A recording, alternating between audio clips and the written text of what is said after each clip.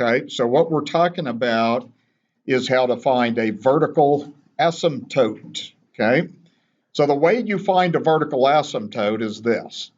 And then we'll kind of get a little bit more in depth about what we mean by vertical asymptotes today. So what you're doing is you want to set the reduced form, the denominator equal to 0. Okay, so there's a lot of factoring and stuff that goes on these problems. But if you factor good, it'll be a piece of cake for you, I promise you. Okay, so first of all, on this first example, there is no factoring and no reducing. You can't reduce anything on that. So what you're going to do is your job is to figure out what makes the denominator 0. So what you want to write down is just write down that denominator and set it equal to 0. So everybody would need to do that. Then we'll solve that equation. Okay, just my observation has been solving equations like this has been pretty smooth for you students. So we can do that. We get 2x is equal to -3. Divide both sides by 2. So that right there is your vertical asymptote, which is x is equal to -3/2. Okay, so that's what that is. Now, if you have your calculator with you, I hope you have your calculator with you because we're going to do some graphing and stuff. You'll need your calculator today. You really need it. Okay, so as we do some of these problems, I'm going to have you graph some of these things. So put this in your calculator. So just go to Y1 and just put in x divided by, and then you absolutely must put the 2x plus 3 in parentheses. If you don't, then the calculator doesn't know what you're talking about. So it's got to basically have that denominator in a set of parentheses. Now, what I want you to do is just go zoom 6. And what we're going to do is observe the graph. So there's something kind of special happen at -3/2. -3/2 is -1.5. And if you look at this graph right here, at -1.5, you have an error. So this is another good thing to do on your calculator, is just type the trace button and then put in -3 divided by 2. Okay, just so I can show you what happens on this. What you'll see is it'll just say y equals blank, and that means you're undefined there. So when you're at -3/2, you have this big break in the graph. And whenever you have an asymptote, vertical asymptote, the graph's going to either just go straight up or straight down as it gets close to that vertical line. We talked a little bit about that last time in class. So the methodology of finding the vertical asymptote is easy. The calculator is trying to show you what the meaning of that is. You're going to have that funny break in the graph when you have a vertical asymptote. Okay? All right? Are we okay with that? Now what I did? Now we haven't even done any factoring yet. We'll get factoring. Yeah, Carla. That's because you have an old calculator. You have an 83, don't you? Okay, so and those 83s are a little weird the way they look. They'll almost look like a heart monitor or something. They'll go kind of like that. Just ignore that. Just ignore that. So it's just not as an advanced a calculator.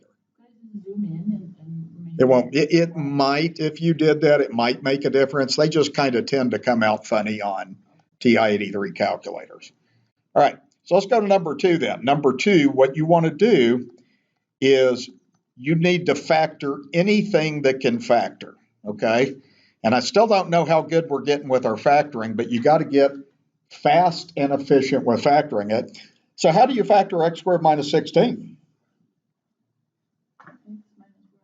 X plus 4x minus 4, okay? That's the difference of two squares. You got to recognize that kind of thing pretty fast.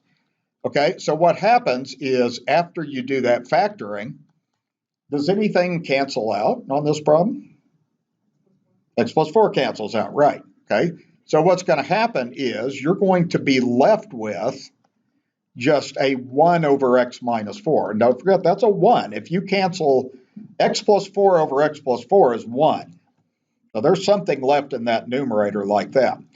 Okay, so here's kind of what happens on the problem. The vertical asymptote is always going to be from the one that didn't cancel.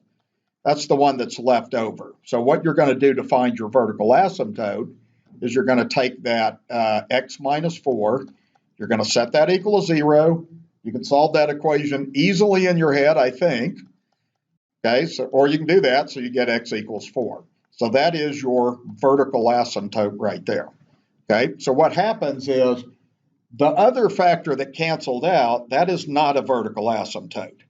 Okay, so the one that cancels is called a hole in the graph. So this x plus 4, so if you're going to find this hole, here's what you do to find the hole, and then we'll look at what that means on a calculator. You want to do x plus 4 equals 0. Okay, in your head, what's the answer to that equation?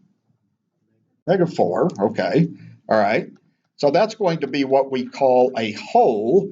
So in this, I want you to just put x equals negative 4 as your answer to the hole, okay? So here's kind of what happens. This is kind of something you want to get really solid with. After you factored this thing, after you factored that denominator, this one right here gives you the hole, the one that canceled. The one that's left over gives you the vertical asymptote, okay? Although this function is undefined at negative 4 and 4, one of them's a hole, one's a vertical asymptote, okay? Now, get your calculator out because you'll understand this stuff way better if you can visualize what's going on in the problem. So we want to go ahead and put the function in. Now, look at how I put this in. I'm going to put in x plus 4 in parentheses, then divide by, in a new set of parentheses, x the second minus 16. We're going to put the original problem in like that, okay? And this is what I want you to be able to observe when you do that. So if you just do zoom 6 and graph, you're going to have that. You have that break. See where you have that big break where the graph's going up and down? This is your asymptote right here. So at x equals 4, if you go 1, 2, 3, 4, that's where that break is, right there, okay? So I want you to do two things once you get your graph in. Go ahead and type trace 4, like that, okay? That's your vertical asymptote right there. There's a break, okay? Now type trace negative 4. Look what happens at negative 4. There's not a break right there. It just means you're undefined. So technically, and let me just kind of show you what this would be like. This is something I would like you to just make a note of somewhere in your notes. You don't have to draw this perfectly. I just want you to understand what this whole thing means. So what you want to do is just sketch this graph, and it doesn't have to be perfect. I mean, you just got 4, and then when you go to negative 4, put a bubble there. I just want you to just draw a little picture of that graph. Okay, it doesn't have to be perfect. You can just do something like go to 4. There will be a dashed line there, and then if you go to negative 4, there will be a hole there. So your graph basically is going to do this kind of thing like this, just like the calculator is saying. It's going to go like that. It's going to go like that, and then it's going to have this little bubble in it like that. Okay, it doesn't have to be perfect. But the hole is going to be the graph kind of connects, but it's just like a pothole there. It's not defined. Okay? All right, so let me see if you know what I'm talking about here or not. Okay, just on something. Okay, suppose you had this situation. Suppose that you had x minus 5 over x plus 5 times x minus 5. I want you to be able to do this in your head. Okay, can you tell me what the hole is just by looking at that? Okay, how do you know it's 5? Because that's the one that cancels, right? What's the vertical asymptote in your head? Negative 5, right. That doesn't cancel. That's vertical asymptote. That's hole. Guys, everybody got that? That's the one that cancels is the one that gives you the hole. Okay, the one that doesn't is the vertical asymptote. Okay, all right. So the next problem, we're going to try to factor this denominator. Now this denominator, okay, this is the kind of factoring that students sometimes kind of struggle with. It doesn't have to be that way. It really doesn't. Okay, so let's go through and kind of review how I've taught you how to do this. So the first term is 3x squared. So what are two things that multiply to give 3x squared? I know you know that. 3 times 1, exactly, but you're going to have an x, okay? So you'd have 3x times x. Hey, you can't do this problem in your head. But you can figure out the possibilities in your head. You can do that for sure. Okay. Now let's look at the 2. So what are 2 numbers that multiply to give 2? I know you know that too. 1 times 2. Okay. Now it matters what order you put this in. You may put it in the right order, you may not. Let's just try a 1 and 2 like that. Okay. Now what I've taught you to do is you have to now look at that 7x. So do this. Okay. If you do 1 times x, that's 1x. If you do 3 times 2x, that's 6x. Like that. So the question's real simple. How do you make 1x and 6x add up to positive 7x? I know you know that too. We just add them. They're just positive numbers. Good. Okay, so that's how your factoring goes. And we've done that throughout the semester, but a lot of times that's hard for students. So what we would have is we would have f of x is equal to x minus 1 over 3x plus 1 times x plus 2. Okay, now let me ask you a simple question on this. If you look at this thing right here, do I have a hole? No, how come? Nothing canceled, right. Do I have vertical asymptotes? Yeah, I got 2 of them. There's 2 left over. So what you want to do now is you're going to find on this problem that you have 2 vertical asymptotes. So you have to solve this. And you can solve them in your head if you're confident with that. Solve that equation and then solve this equation right there. Okay, that's how you're going to get these 2 things. So you would subtract 1 here.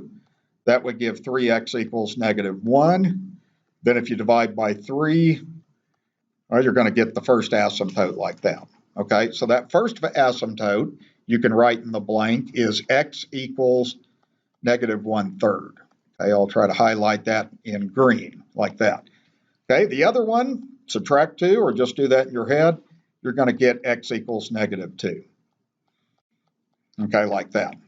Okay, and one of the reasons I'm having you graph a lot of things is because your graphing calculator opens up concepts and it helps you understand what in the world you're doing. Because if all you do is find the asymptotes and don't know what they are, then you're not learning what you need to learn, okay?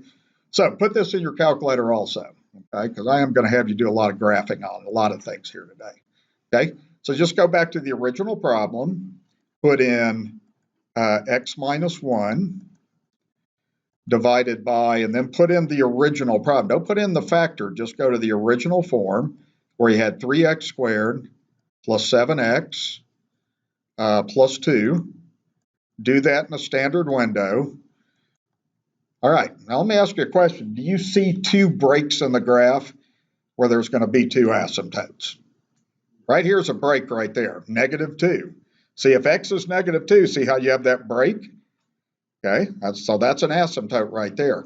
The other one was negative 1/3. That's right there. At negative 1/3 on the x-axis, you have another break.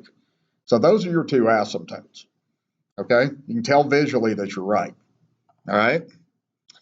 Okay, let's look down at these problems at the bottom here and make sure you understand this. This is interpretation, is what this is.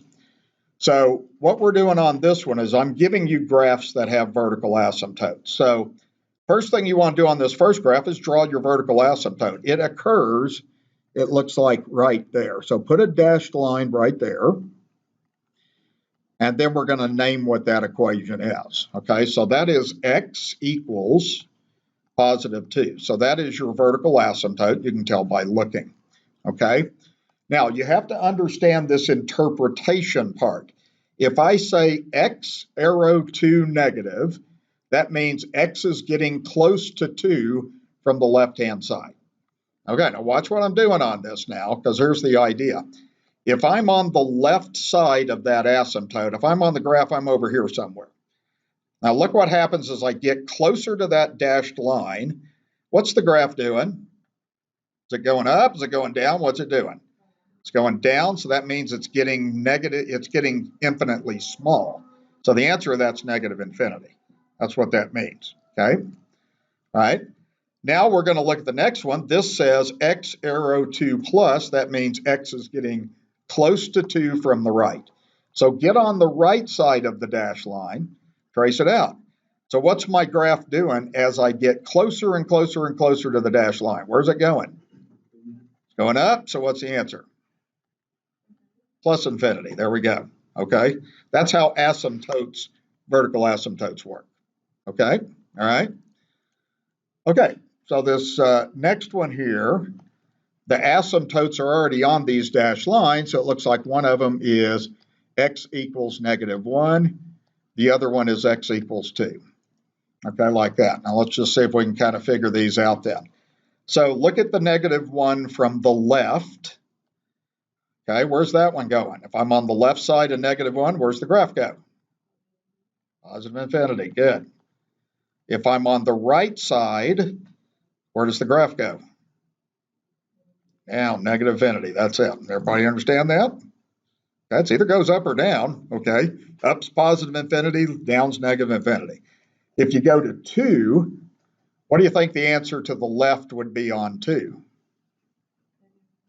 Good. Okay, how about the right? Good, negative infinity. Okay, so that's just kind of learning a little language, okay, is what that is. Okay? All right, do we have any questions on that for us to get started on this stuff? We're going to look at several more things and try to put the whole section together here. Okay, what we haven't talked about yet is a horizontal asymptote and what that means of a rational function. So I'm going to teach you a way to figure this out mostly in your head, and we'll talk about what a horizontal asymptote is. So first of all, on this particular graph that I give you right here, the vertical asymptote is the vertical dashed line where you have that break. So we would say that is x equals -2. So a vertical asymptote is always x equals a number, okay? The horizontal asymptote is the line that's horizontal, and that one is y equals 3. So one thing you got to make sure that you understand, vertical asymptotes are x equals something, horizontal asymptotes are y equals something, okay? All right, now down on the language of this is what this means. If you look at this statement down here, it says x is getting close to negative infinity, or it's just going forever to the left. So this is different on a horizontal asymptote. So here's the idea. I'm on the graph right now. Now I'm going to go further and further and further to the left. I'm going infinitely to the left. What's the graph doing? What's the value of y doing? Is it just getting bigger forever? Is it getting smaller forever? Or is it getting close to some specific number? Getting close to 3, good, okay. Exactly, so that's what happens is on a horizontal asymptote, that just means the graph as you go forever in both directions, you're going to get close to some number, okay. If you look at x approaches infinity, that just means as you go forever to the right, look at the graph, okay? I'm just tracing out the graph. As I go further and further to the right, what's the graph doing? It's just going to 3 again, isn't it? Okay, that's the idea, all right? So that's a little bit different concept. On horizontal asymptotes, the graph is going to level off. That's how that works, okay? So that idea would be as x gets bigger, you get closer to 3. As x gets smaller, you get closer to 3. You never touch an asymptote. You never do, okay? All right, next one here, vertical asymptote. Do you see a vertical asymptote in that problem? Is there a place where it broke? Kind of like that? At 0, right. So that vertical asymptote, x equals 0. Okay? Now, does it have a horizontal asymptote? The way you see that is if you go forever in both directions, is there some value that it just gets close to? Is it leveling off? Yeah, what's it leveling off at? Y equals 0. Good. Okay, so basically what you have is you have this horizontal asymptote is x equals 0, and then this horizontal asymptote is y equals 0 like that, okay? And what happens on these limits is as we go to the right, if we go to positive infinity, that means the graph's getting close to 0. If we go forever to the left, as we approach negative infinity, we're also getting close to 0 like that. Okay, so that's the idea. Okay, any question on that? Okay, now I'm going to kind of begin to put this together, okay?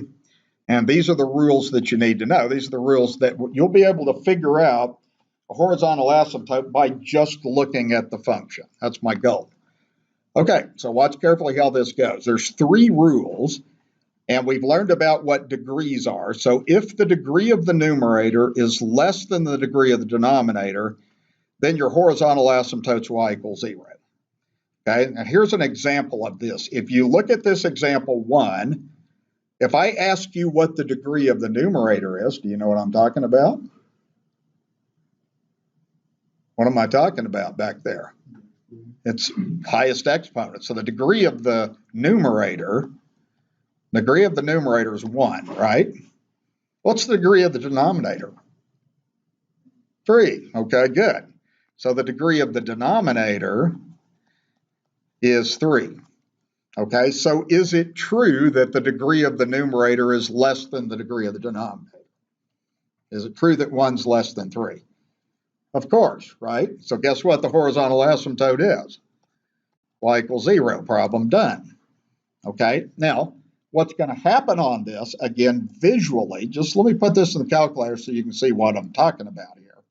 If I was to graph x divided by x to the third minus 1, okay, I'm just going to graph that and see if this makes any sense to you. Okay, let me show you what happens. As x gets bigger, what looks like is happening on this graph, if x gets bigger and bigger and bigger, what's happening to the graph? It's leveling off, right? It's getting close to 0. Check this out also. If I go second table to open up my table of values, look at this. Look what happens as x gets bigger. Look what's happening. I'm getting close to 0, aren't I? Okay, so the further and further I go out on this, I'm never going to hit 0. I'm just going to get closer and closer to it. Okay, so you can tell you're right by looking at the graph on these things. Okay, you do a little bit of graphing, that'll help you understand everything. Okay, all right, so here's the second thing you look at. If the degree of the numerator is equal to the degree of the denominator, then the horizontal asymptote will be the ratio of the leading coefficients. Okay, so here's what I mean by this. All right, so look at this example I'm circling right now. Can you tell me what the degree of the numerator is? 1. Everybody understand that? It's the highest power. What's the degree of the denominator? Okay, so they're equal. So you would agree that 1 equals 1. Okay, so that means the horizontal asymptote comes from these leading coefficients. Those are the numbers in front of the highest power of x. So that means that you have this, y equals 3/2. Okay, like that. Okay, now let me show you what happens on the calculator. Look at this too. Okay, you got your head on your desk, you're not going to follow what in the world I'm talking about. All right, pay attention. Okay, you'll learn more if you pay attention than if you don't, right? Okay, all right. So here's what happens. If I put this in 3x minus 2 in parentheses divided by 2x plus 1 in parentheses, look what happens. Okay, if I graph this, look what happens. Okay, as I go further and further out on the graph, isn't the graph just leveling off? Okay, guess what's happening? 3/2 is 1.5. Hey, look at this. Go to your table of values. If you go to your table of values, look what's happening. As x gets bigger, isn't that getting closer to 1.5? Okay, you can tell you're right on these things visually. You need to understand what we mean by horizontal asymptote. And if I go into the negative numbers, if I just keep getting smaller and smaller and go into these negative numbers like this, well, they're still going to get closer and closer and closer to negative to 1.5. Okay, does that help you to make sense of what I'm talking about? It should. Okay, all right. That's what an asymptote is. Here's a real-world example of a horizontal asymptote is a world record in the Olympics. Okay, since I've been a kid, the world record in the 100-meter swim keeps getting broken. Okay, but there's no human being that'll ever swim that in 2 seconds. There's no way.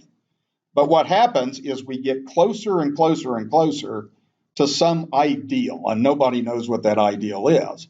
Okay, so the idea is we break records at a smaller and smaller rate. They start going down by smaller decimals. Okay, does that make sense what I'm saying? Okay, that's kind of what an asymptote is, and that's one of the things that's used for, in looking at things like records or populations may approach a value or that kind of thing like that.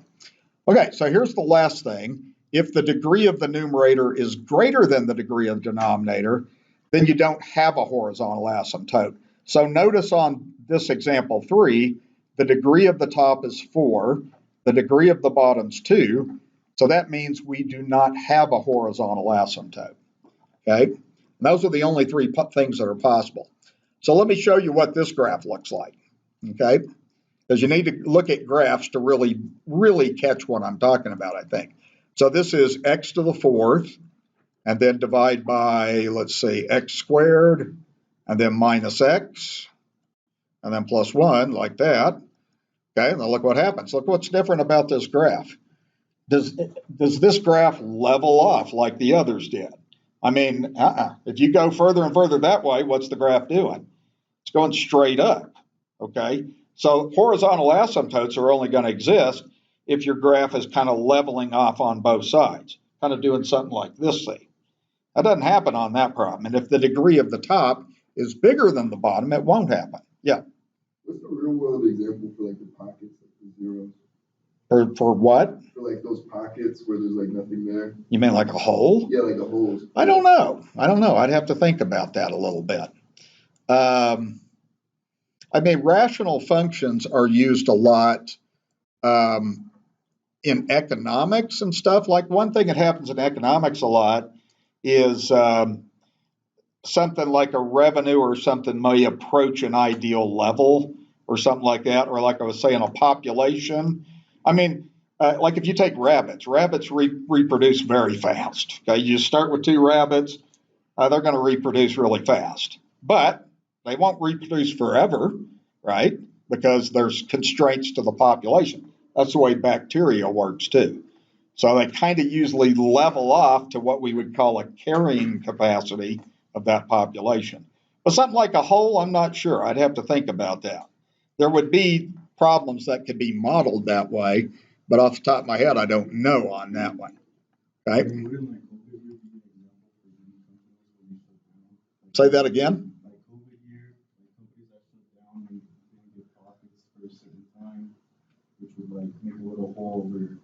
I don't know about that. I don't know about that. I mean, really what's happening on the whole is you're just undefined. Probably something might come to me in a minute here, but for now, I'm just not coming up with anything. Okay, all right, let's go to this next page, and this is, I want to do this together, then I want to get you doing some work here, okay? All right, so just to kind of check you on a few things, this is how easy this is. Okay, what's the degree of the numerator of this problem? 2. What's the degree of the denominator? Okay, so they're equal. So if they're equal, now you may not know the rules yet, but I do. All you do is look at these numbers right here. Okay, so that what you would say is the horizontal asymptote is just y equals 3 over 1 or y equals 3. Now what that would tell you is if you graph that on the calculator, as you go to infinity, the graph would level off at 3. You'd have this kind of leveling off behavior like that. Okay, that's it, real simple. Okay, all right, next problem. What's the degree of the numerator? 3. Degree of denominator? 2. So what do we have? The degree of the numerator is greater, so that's condition 3, so that's none. There's 3 possibilities on these problems. Okay, so you don't have a horizontal asymptote in that case. All right. Okay, example C. What's the degree of the numerator?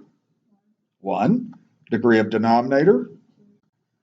So the degree of the numerator is less than that, so what is it? Yeah, 0, okay. So see, those are the 3 cases right there. If the degrees are equal, you can automatically find what it is in your head. If the degree of the numerator is less than the denominator, it's automatically y equals 0, okay? All right, next one, the degree of the numerator is 1. Degree of denominator is also 1, so they're equal. So can anybody tell me what that one would be? There you go. Y equals 2/3. Good. So it comes from these numbers right here. Okay.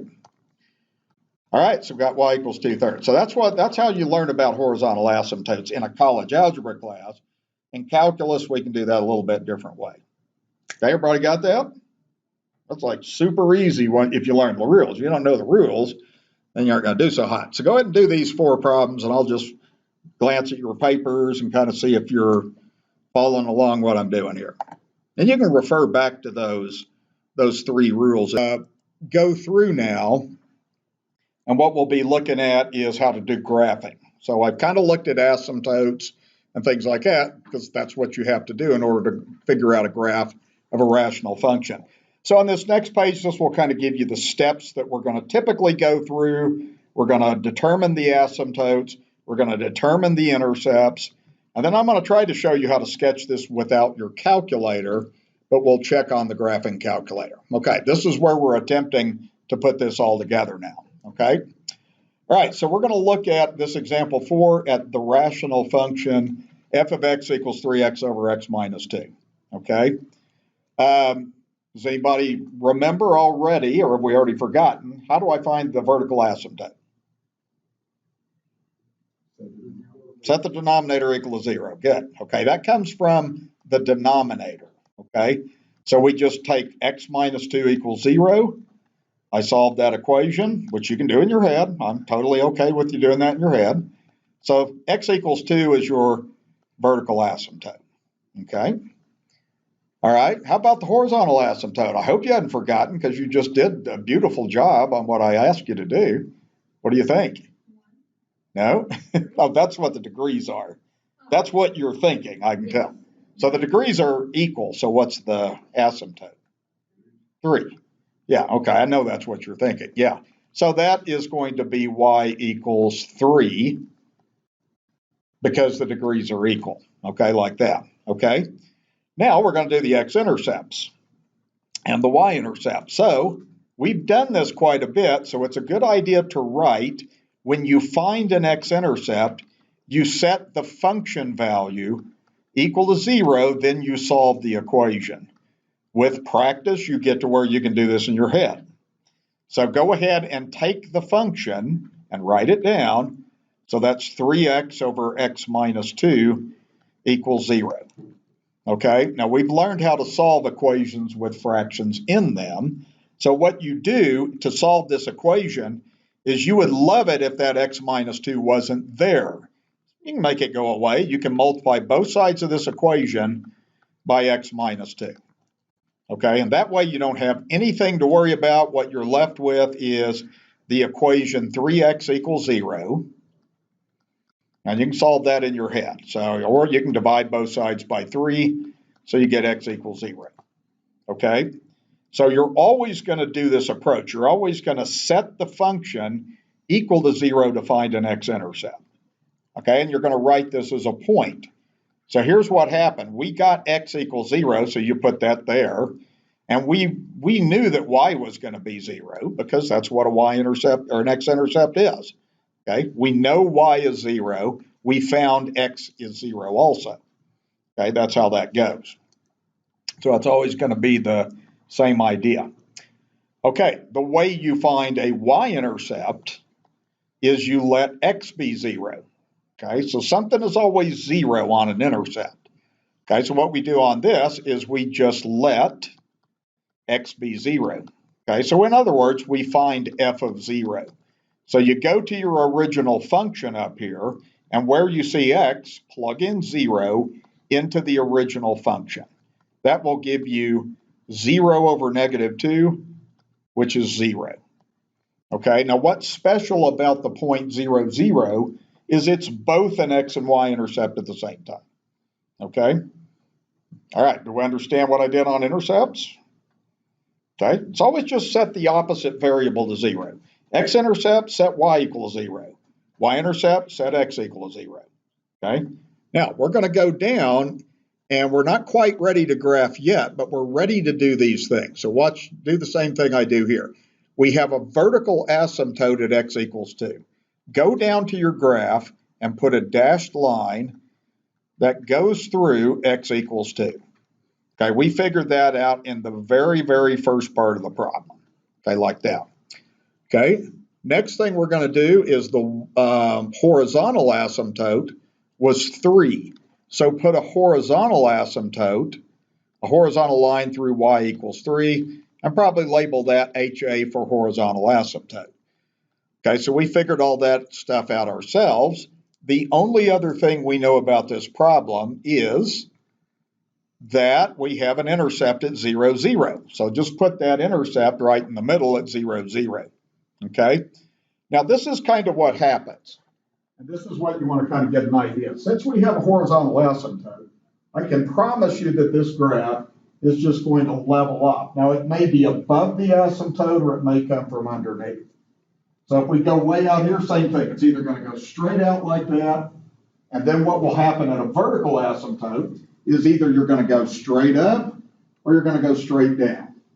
Straight up or straight down like that. What we need to do is figure out which it is, okay? So what I'm going to show you how to do on this is just use some test points to figure this out. And we're going to look at this just right around the vertical asymptotes. Okay, so we have a vertical asymptote at 2. So in that space, just put a 2 right there. Okay, now remember, if I say x is approaching 2 with a minus, that means from the left. Okay, so watch how I do this. So what I would like you to do is give me a number that's barely to the left of 2. Keep it simple for me. What? Let's be closer than 1. How about 1.9? How about that? That's what I'm getting at. Get close. The closer, the better. In fact, we could even use 1.99. Let's do something just pretty close to it. Now, go to the function all the way back to the beginning and do 3 times 1.99 over 1.99 minus 2. Okay, let me show you kind of what happens if you do that. Okay, I'm just picking a number that's a little to the left of 2. All right, I'm going to do this on the calculator. Okay, and you can do this in one step if you want to, or 2 steps. So I'm going to go 3 times 1.99. Okay, that's going to give me like about 5.97. And then the denominator, you're going to do 1.99 minus 2, which is a small negative number. So that's negative 0.01. Now just divide those two numbers. So just do 5.97 divided by negative 0.01. And look what I get. I get negative 597. Okay, now here's why I'm having you do this. Because on the graph, here's what we just figured out. Is we just figured out if x is 1.99, I'm way down there, right? I'm way down there. So just put a little arrow like that, okay? It's either going to go straight down or it's going to go straight up. That's why these test points are helpful to us. So what we're going to say is, as x approaches 2 from the left, the function approaches negative infinity. We use test points to kind of figure that out, like that, okay? So that's the idea. Now, if we approach 2 from the right side, let me zoom on this a little bit, just put a 2 right there. So how am I going to figure out 2 from the right side? What would be a good test point? I used 1.99 on the left. What do you want me to use on the right side? There you go. You read my mind, 2.01. So use 2.01. It's the same thing. Plug it into the function. Go all the way to the beginning, and you'll have like 3 times 2.01 over 2.01 minus 2. Now let's see what happens on that. Okay, so it looks like we'll have, well, I can do that in my head. I think that's 6.03, and I think the denominator would be 0.01. Okay, I think I'm right anyway. And I'm going to get a real big number. That's the point. So if I go 6.03 and I divide that by 0.01, then I'm going to get 603, which is big, okay? So what happens on the problem then is we now know what this graph's going to look like. If I'm at 2.001, where's the graph up? It's way up there, okay? See, that's the difference. We got the negative 597 on the left. That means we're going down. We got the big one, 603 on the right. It goes like this. Now, without even touching your calculator, you can finish the graph. Because what this graph is going to do is it's going to get close to that asymptote. So it's going to curve around like that. And it's going to get close to the asymptote. What's going to happen here is it's going to go through the intercept and get close to the horizontal asymptote like that. That's how it's going to behave. So now fill in the rest like this. Doesn't have to be perfect. Just fill it in. Okay, so it's going to go like that. And remember, you will not touch either of those asymptotes. You only get close to them. So that's how that one works out then. Okay? Okay, well, let's see if we're right. So put in your calculator, put the original function in your calculator. And the reason I'm doing this graphing is a lot of times students don't know how to put this in your calculator. When you go to y1, you want to go parentheses 3x. That must be in parentheses. And then divide by x minus 2. Go ahead and put that in and just do zoom 6 on a standard calculator. And let's see if we did this problem right or not. Okay, so zoom 6. Yeah, okay, how about that? That's the same thing. Okay, our graph is not as accurate as the calculator, but it's the same thing. Okay, so what I'm trying to get you to do is understand functions so that you don't just blindly plug buttons, push buttons on a calculator. That's the idea. Okay? Okay, you guys have any question how I did that problem? Yay or nay? Give me a sign. I can't tell. Okay, all right. Okay, well, let's take a 10-minute break. Good job. Come back, we'll finish this up, and then we'll start next thing here too.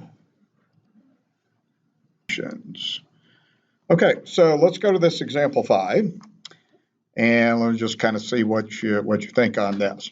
Okay, so we have x minus 1 over x squared minus 9. So tell me how I'm going to find vertical asymptotes. What do I look at? Denominator, exactly. Okay. So yeah, what we need to do is we need to factor that. Okay, so we're going to have f of x equals 1, x minus 1. Okay, how do I factor x squared minus 9?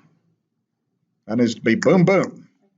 X plus 3x minus 3. Good. Okay, you're getting good with your factoring. All right, so we have that, and there's no cancellation, so there's not a hole or anything.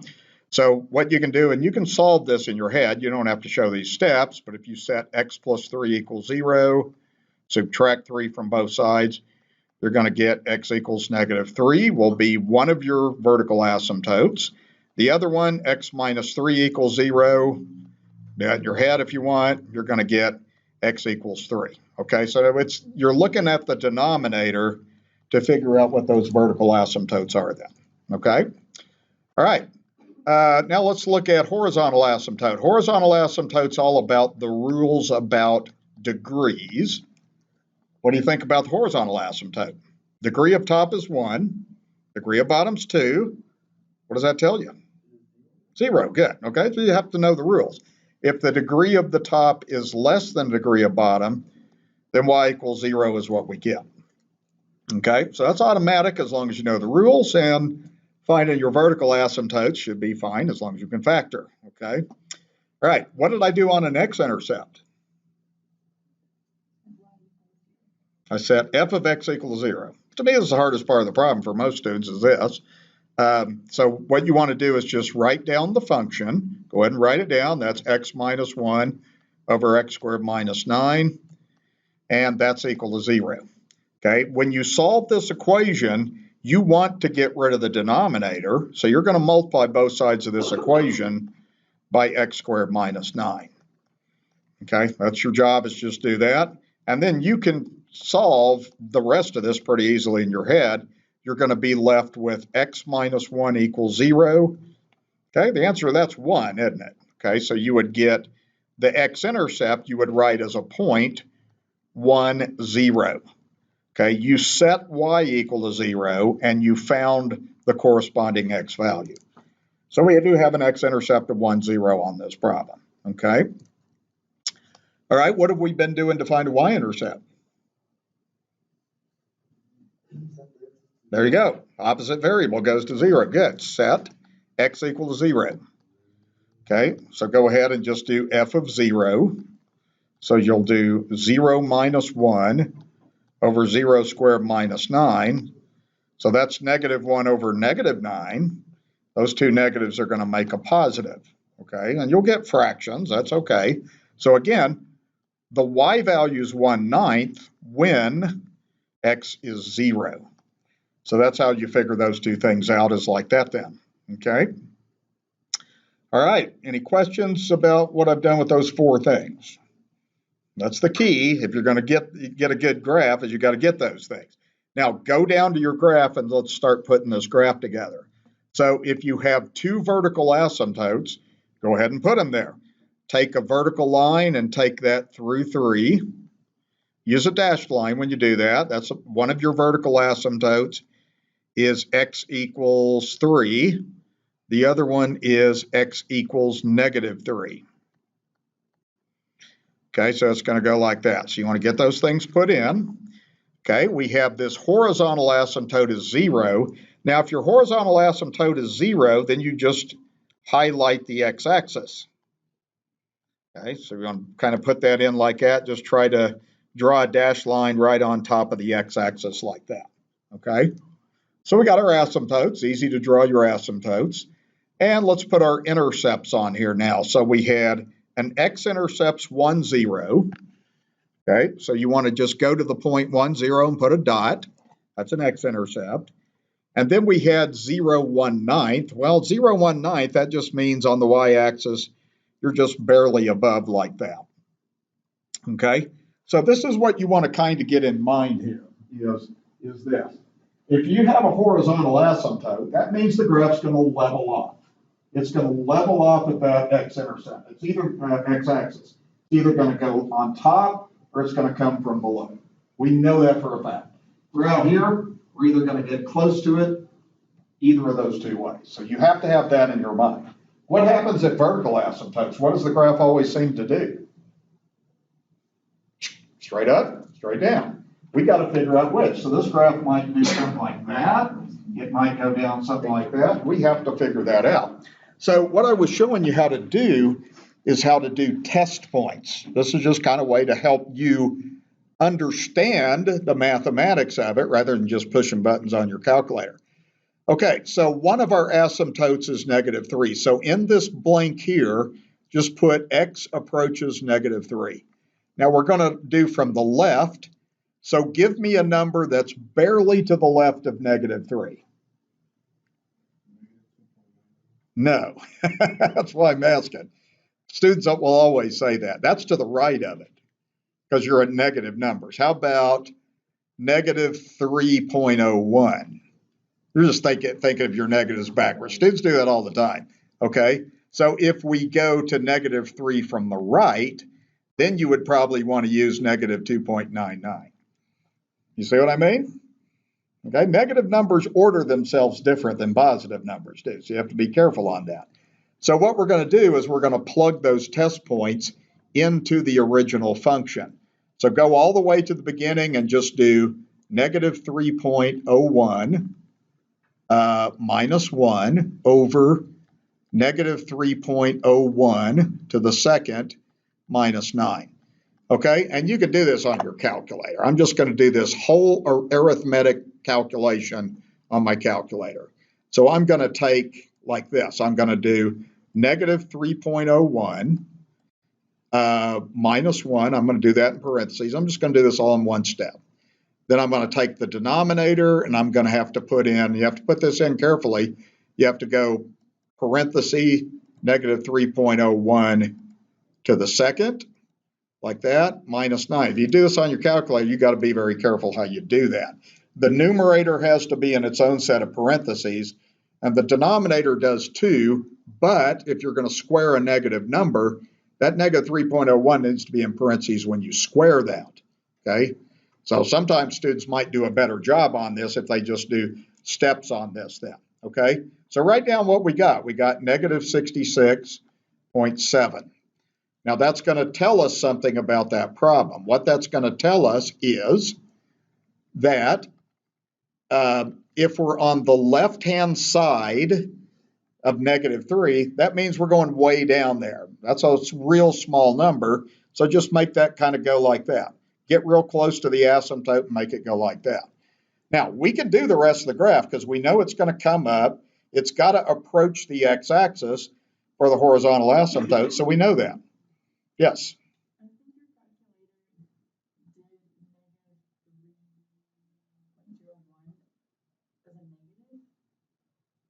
I wanted it to.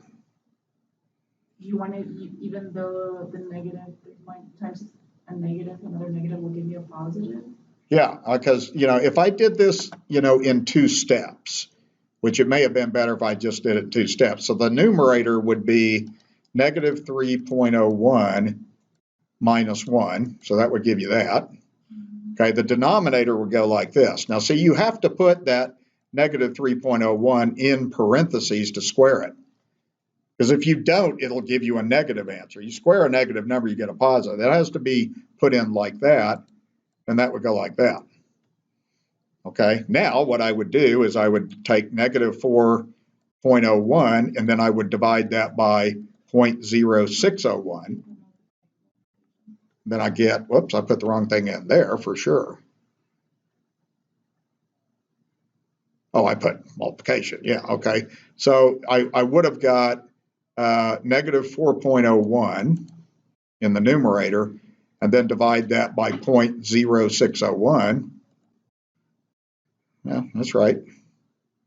Okay, so you don't do the order of operations and do that parentheses. Well, the thing, you're probably wise on these problems to just do the numerator separately. Do the denominator separately, then divide. Okay, when I put that in my calculator, you can put it in 1 step as long as the numerator is in 1 parenthesis, and it's going to do that, okay? And the denominator is its own set of parentheses. But the reason I doubled up on those parentheses in the denominator is the only way you can square a negative number on the calculator is to write it that way. And then the answer would be negative. Yeah, that will guarantee that if you square that negative number, it's going to be positive 9 point whatever. Okay, so I mean, see, if you put in negative 3.01 squared without parentheses, it's going to give you a negative answer. You have to tell the calculator how to do squaring. You have to teach it how to square stuff. Okay, it doesn't know how, it's not smart enough to know how to do that on its own. Okay, all right. So here's kind of what happens on the next one. So if we do the 2.09 like this, and again, I'll just kind of do this separately on this one. So the numerator would be negative 2.09 minus 1. Denominator would be negative 2.09 squared minus 9. So that numerator is negative 3.09. And that denominator, I'll have to use my calculator on that to figure that out. So if I go, yeah, go ahead. Oh, 99, thank you, not 09. I don't know why I'm doing that. Yeah, thank you. So we're going to do that. So that would actually give me this then. That would be negative 3.99. And then the denominator, I can do the denominator in 1 step. Negative 2.99 squared. See that, Carla, that's why I'm putting that in parentheses so that I'll get a positive answer out of that. Okay, then I can subtract the 9 and I end up getting this. Okay, and then you can divide those two. You're going to get a positive anyway, so I'm going to go 3.99 divided by 0.0599. And that'll give me 66. It'll give me a positive 66.6. Okay, so what does that tell you then? Okay, what this tells me is that if you're on the right side of the asymptote, what's the graph doing? It's getting big, so that's going to go like that. Okay, so we know that. And then it's going to come down and it's going to connect those asymptotes, those things like that. Okay, and then you just kind of have to do the same thing for the rest of this. If you test the other asymptote at 3, you would just use like a test point like 3.01, okay, on that, all right? And if you do that, you're going to get a negative. I don't want to spend a lot of time on the test point stuff, but I want you to get an idea of what I'm doing. So if I did this, if I go all the way back to the original problem and test 3.01, I could do it in one step like this. I could go parenthesis 3.01 minus 1 for the numerator, divide by, and then I could put 3.01 to the second without doing that in parentheses, minus 9. Okay? And that'll give me a big number. That gives me a positive number on that then. Okay? Oh, I'm doing two. I need to be doing, for the left, I need to be doing 2.99, don't I? Well, okay, I already did this one good. So if I'm doing 3 from the right, I would use 3.01. So that would give me like 33. So that means that's going to positive infinity. And then what'll happen on the other one, if I do 2.99, okay, I'll just do this on the calculator. So if I go 2.99 minus 1 for the numerator, divided by 2.99 to the second, minus 9 for the denominator, they'll give me a negative. So that's going to give negative 33. So that means that goes to negative infinity. Okay?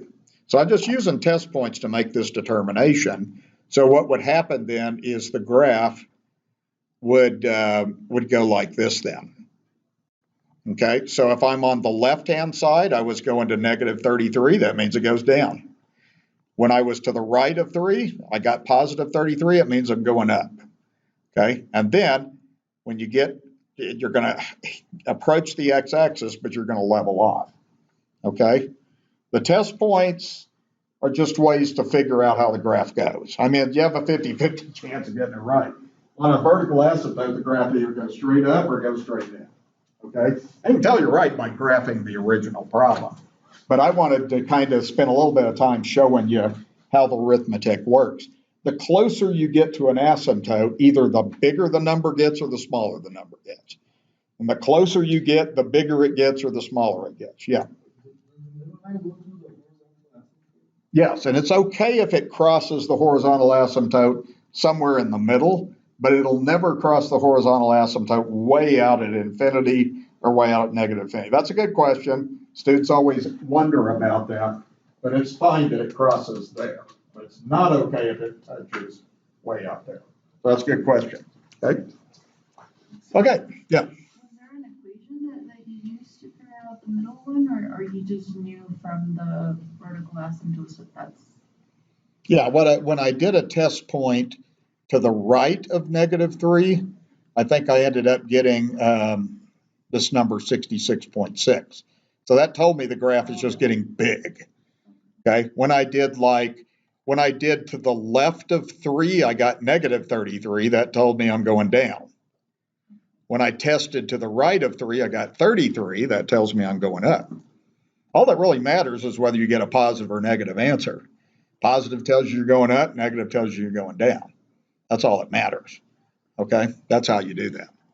Okay, so let's do one more graph, and then we'll kind of finish this section up with one other thing. When you're doing your test next Thursday, I'll let you use your calculator on a rational function. You don't have to do the test point thing, but I think it's a good thing to know something about, okay? Those of you going to go and take calculus, like if you're going to take business calculus or something like that next semester, the better you know about these things, the easier the beginning of the semester will be for you, because you dive right into what we call limits and stuff. Okay, I ask you the same question I keep asking you. How do I find a vertical asymptote? Denominator equals 0. Good. Okay, good. Now, you need to factor on that to do that. So what you want to do is just write that numerator down. Now, I'm going to go ahead and factor the denominator, and that's going to be x times x to get x squared. 15, we're going to need to use 3 times 5 to get 15. If we're going to get a negative 2 out of that, we're going to have a minus 5 and a plus 3. So what you have is x plus 3 over x plus 3 times x minus 5. Okay. All right. So in your head, I asked you this a while ago. In your head, can you tell me what the vertical asymptote is? 5. In your head, can you tell me what the whole is? -3. The one that cancels is the whole. The one that doesn't is the vertical asymptote. Okay. So what you get here is your vertical asymptote comes from x minus 5 equals 0. So you get that, and you don't get another one. You only get x equals 5. Okay, so you just get one. The whole is going to come from x plus 3 equals 0. So that's going to give you x equals, oops, hold on, the whole should go there. X equals -3. Okay, everybody got that? So every now and then you'll have a factor that cancels, and that gives you a hole in the graph, and I'll show you what that looks like here. Okay, horizontal asymptote. The degree of the top is 1. The degree of the bottom is 2. So what's the horizontal asymptote? There's those 3 rules. Have we already forgot? I understand if you forget. You just learned it. Y equals 0. Y equals 0. If the degree of the top is less than the degree of the bottom, then y equals 0 is your horizontal asymptote. Okay, that works like that. Okay. Now, on the x-intercept, what you want to do on this then is you're going to kind of find on this. This is kind of weird what happens on this. So when you do the x-intercept, you know that's going to cancel out, and that's going to leave you 1 over x minus 5. Okay, and what we've been doing on the x-intercept is we've been setting the original function equal to 0.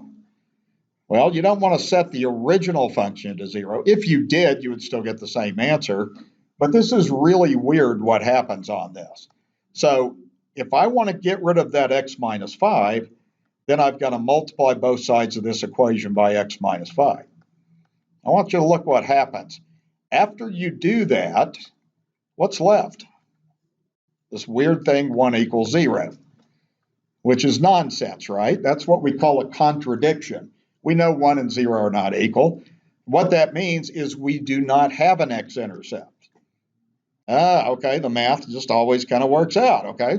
You get a lie or some nonsense, it just tells you that we don't have one, okay? That's what we'll see on the graph here in a minute, okay?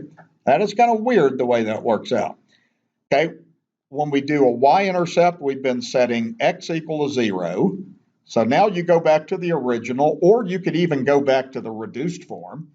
So it's easier to go to the reduced form, which is 1 over x minus 5. And if you do f of 0, you're going to get 1 over 0 minus 5. That's 1 over -5. So that means your y-intercept is -1/5. Okay, so we've got everything that we kind of need. We got the one asymptote, we got our whole, we got the horizontal asymptote, and we got a y-intercept. Okay, like that. Now, I'm not going to do the test point thing on this. I'm going to just do the calculator. You all will be able to do your graph on your test next week with the calculator. But I do want you to be able to show me how you figure out asymptotes and intercepts and that kind of stuff. You need to know that and know it well. Okay, so go ahead and go down your graph. And like we've been doing, go ahead and just draw you have a vertical asymptote that was x equals 5. So go ahead and just put your dashed line through x equals 5. Okay, we also have the horizontal asymptote was y equals 0. Okay, so just graph y equals 0. That gives that. And see what we know about this, and this is kind of what I want you to know, is what's going to happen as we go to infinity is the graph's just going to level up. That's how horizontal asymptotes work. What's going to happen at the vertical asymptote? What is always happening at the vertical asymptote? Graph's going that, or it's going that. Maybe it'll both go this way, or they'll both go that way. We don't know. But we know those are the possibilities. That's either going to go that way, or it's going to go that way. Okay? Already we kind of have a sense of what the possibilities are. Okay?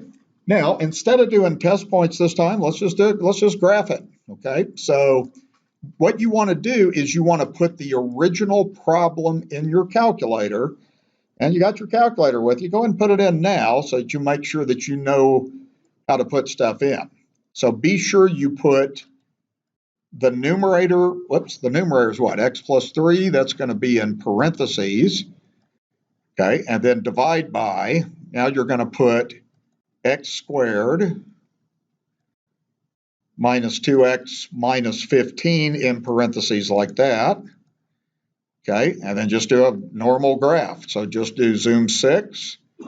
You're going to see that asymptote, and you're going to see how the graph goes now without doing those test points. So basically, this is what I want you to do, and you don't have to make this perfect. I think if you're using your calculator, one thing I would like you to be able to do on this is just get a few points. So one thing that we're going to do on this is we had that y-intercept of -1/5. That just means that you're going to cross the y-axis a fifth of the way down between 0 and -1. Then I would go to my table of values, just go ahead and go second graph, and see if you can find any points that don't have a bunch of decimals in it. Okay, you may not be able to. So there's a 0.6, there's a 0.4 -1, for instance. So what I would suggest that you do is just, plot a couple of points. There's 4 -1. There's a 0.61. And that's good enough. Okay, the rest of it just sketch. You can see how the graph goes. So it's going to level off at the horizontal asymptote. It's going to go straight up towards the vertical asymptote like that. Okay, and then on the other side, just kind of connect how the calculator is showing you. Doesn't have to be perfect, but just to kind of get the ballpark idea of that would be like that then. Okay, I'll kind of write over that in a different color so maybe you can see what I'm doing a little better here. Okay. All right. So if you use your calculator, there's nothing to it as long as you can type it in your calculator correctly, right? Okay. So don't forget about the way I'm putting my parentheses on that because it'll give you a totally different graph if you don't do that. Okay. All right. So now a couple of things I want to just also have you fill in. There's two other things that happen on this problem. We have a hole at x equals -3. So what you want to do is you want to go to x equals -3 and put a little bubble there. Okay, just a little bubble kind of like that, and label that that's the hole. Okay, and that's what's really happening. That does not show up on these graphing calculators, but it's there. At -3, there's a little hole there. Okay, so you basically have that. If you're going to take calculus, these things are going to be things, if you already know that this stuff when you get to calculus, it'll help you quite a bit. Okay, and then the last thing I want to fill out on this is this. So the vertical asymptote was 5. So if we're coming from 5 from the left, that's going to go to -infinity. That's what the graph shows you, is the left of the asymptotes going down to -infinity. And if you're going from 5 from the right, if you're on the right side of the asymptote, you're going straight up. So that's positive infinity like that. Okay? That's the one that's the hardest, is the one with the hole. All right. Okay, any question on that? I didn't do test points on this. If you could, if you used like 4.99 or if you use 5.01, you're going to get the same result. Okay, it'll tell you whether you're going straight up or straight down and when you're close to that asymptote. Okay, so let's go to this last page and let's finish this up. This is just kind of working backwards in the problem. And let me explain how this goes. You'll see some of this on the web work, homework. So what you're doing here is kind of working in reverse. So you're given certain things, and what we're going to do is find the equation. So what you're given on this, first of all, is you have a vertical asymptote of x plus 7, or x equals 7. So let me kind of show you how the thought process goes on this problem. Vertical asymptote x equals 7 means that your function is going to look like this. In the denominator, you're going to have x minus 7, right? Because that's where a vertical asymptote comes from, is from the denominator. You're going to have that. Now, what's in the numerator? You don't have enough information, so let's just put question mark over x minus 7. Okay, start it that way. We're going to kind of keep putting these clues together. Okay. Now we have a horizontal asymptote of x equals 3. So when we put this together, this is going to go like this. Okay, so if we have a horizontal asymptote of 3, then the degrees of the top and bottom need to be the same. So I have to have an x there. They have to have the same degree of 1. Then if I put a 3 in front of that, then I've got what it looks like. So now I've got a horizontal asymptote of 3. Does that make sense? Because that's that rule we learned, is if the degrees are equal, then the leading coefficient, 3 and 1, gives you that horizontal asymptote. So I've got that. So right now I have figured out, there's my vertical asymptote. Right here is your horizontal asymptote. Okay, we still got more to go though. Okay, that gives us that. Okay, so now what we're going to have is we're going to have an x-intercept of 2. Okay, so if we have an x-intercept that's equal to 2, then that means the numerator has to be equal. When you set the numerator equal to 0, you got to have something equal to 2. So what I'm going to do here is I'm going to write this as f of x equals 3x plus something. I'm just going to put a letter there, like b or something like that, over x minus 7. So when you have a x-intercept, really what happens is the numerator has to be equal to that value right there. Or hold on, I didn't do that right. That you basically, the numerator needs to be, if you set the numerator equal to 0, you find a x-intercept that way. Okay, so I'm going to take that, and that's not a 6, that's a b. So it's going to go like this. This is part of the problem you have to pay attention to the most. So what we need to do is we need to figure out what value of b will make that equal to 0. All right, so what we need to do here is we have the x-intercept of 2. So you want to go ahead and plug that 2 in for x. So we'll have 3 times 2 plus b equals 0. That will be 6 plus b equals 0. So now that would give b equals negative 6. Okay, so when you put this all together, if b is negative 6, then that needs to plug in there. So after this stage, we now have f of x equals 3x minus 6 over x minus 7. Okay? All right, now that's the part of the problem that's the hardest for students right there. But here's what I want to kind of get you solid on. Okay, where does the vertical asymptote come from? It comes from the bottom, right? Okay, is that solid that x equals 7 is your vertical asymptote? Where does the horizontal asymptote come from? It comes from the degrees. Degree of top is 1, degree of bottom is 1. The degrees are the same, so remember 3 over 1 is your horizontal asymptote. So we know that's right. Now, in your head, what happens if you plug 2 in? Do this in your head. If you plug in 2 for x, 3 times 2 is 6.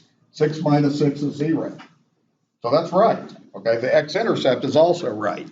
So the other thing we got to do is check the y-intercept. And the y-intercept on this they gave you in the problem was 0.6. Now you really use this to check. So what we're going to do on the y-intercept is we're going to do f of 0. So we got 3 times 0 minus 6 over 0 minus 7 like that.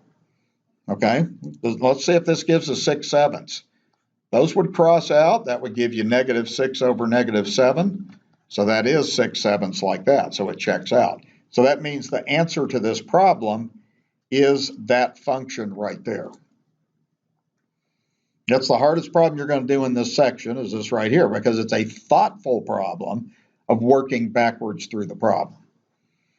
Okay?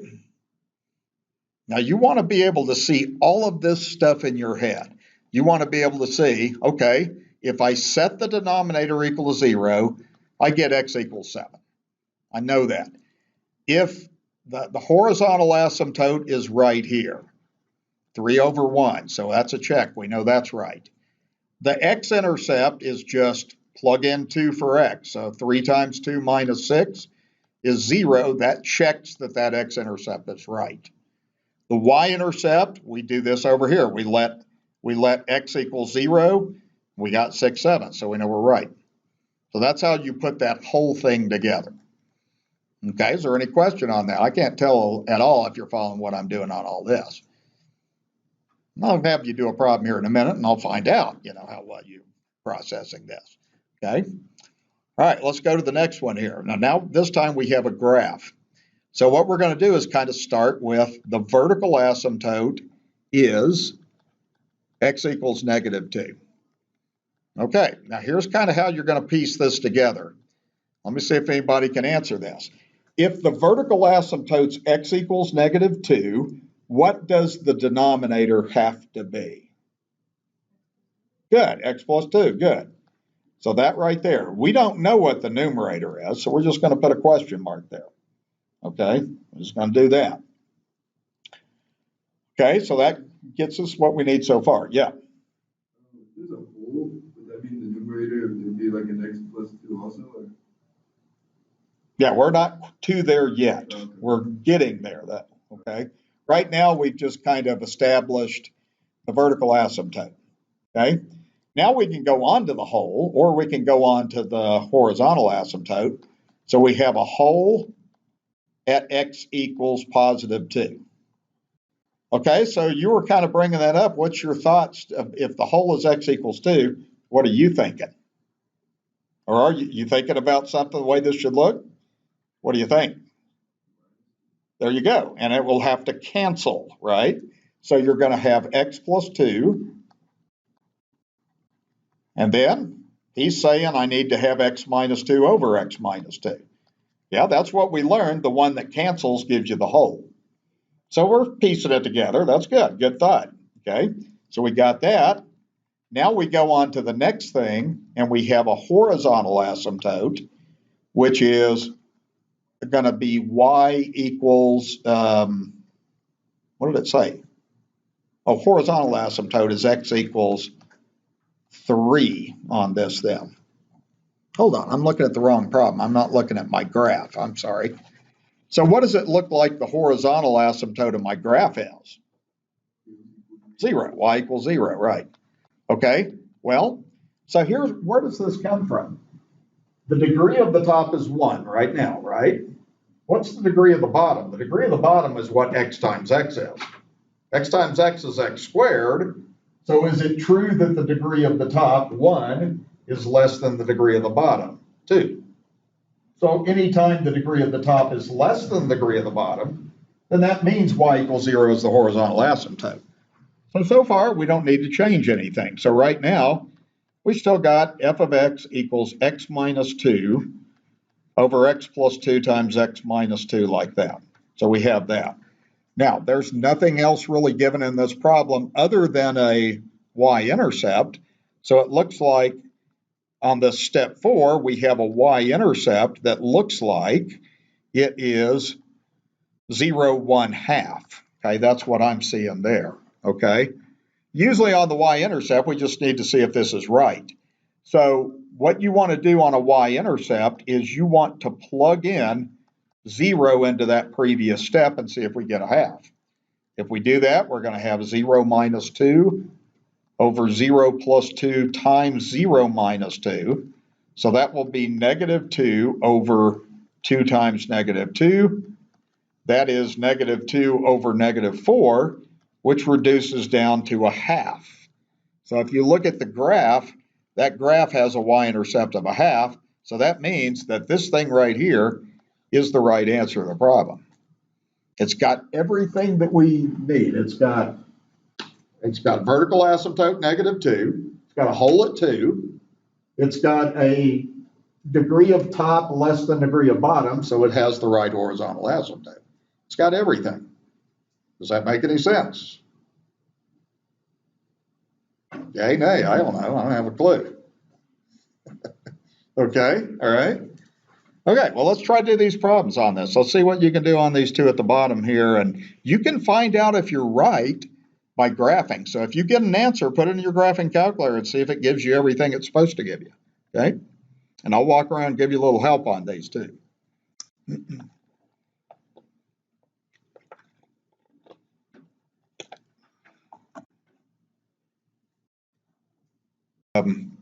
I would kind of think through, okay, vertical asymptote, that's a good place to start.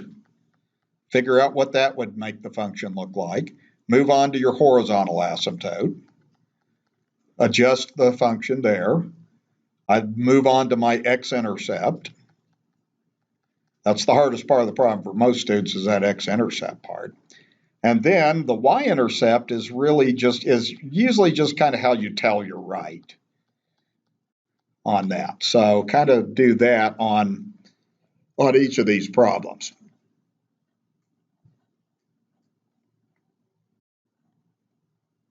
You were thinking through that pretty good. I didn't see any issues with the vertical asymptote. That was real simple for you, so that's good. X-intercept was the shakiest part. That's typically what I would see on this.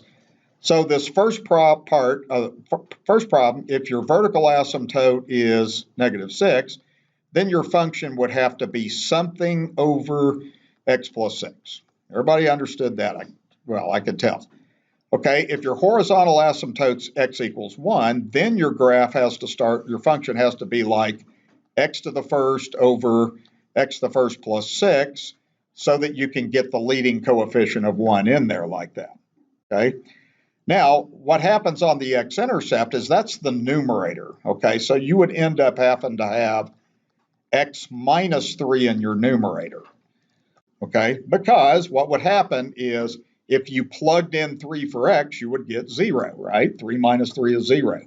So now you've got this right there, and now we just need to see if the y-intercept works or not. So when you do a y-intercept, you let all of the x's be 0. So you'd have 0 minus 3 over 0 plus 6. That would be -3, 6, which is -1/2. So notice that matches that, so we have to be right. Okay, everything's there. Okay, does that make sense? Okay, x-intercept is what makes the numerator 0. That's what will help you with that a little bit. Okay, the next problem was kind of, you had vertical asymptote at, what are the vertical asymptotes? X equals -2 and x equals 1, right? So that means you would have your function would look like something over x plus 2, x minus 1. So you kind of got that first. Second thing is the horizontal asymptote on this is y equals 0. It's hard to tell that, but it looks like, particularly on the left-hand side, just looks like you're getting close to the x-axis. This side looks like, it's hard to tell, but it looks like it's going to go to y equals 0. So what that's going to tell us is that the numerator, its degree, would have to be smaller than the degree of the bottom. So you're going to have that x to the first in there now to get that, okay? Then you've got your x-intercept is -4, 0. So that always comes from the numerator now. So that means that if you have x plus 4 in the numerator, then when you plug in -4 for x, you'd get 0. Okay, so just by piecing those three things together, it looks like you have that now. Now, what we need to do is the y-intercept. So your y-intercept is the point 0, -2.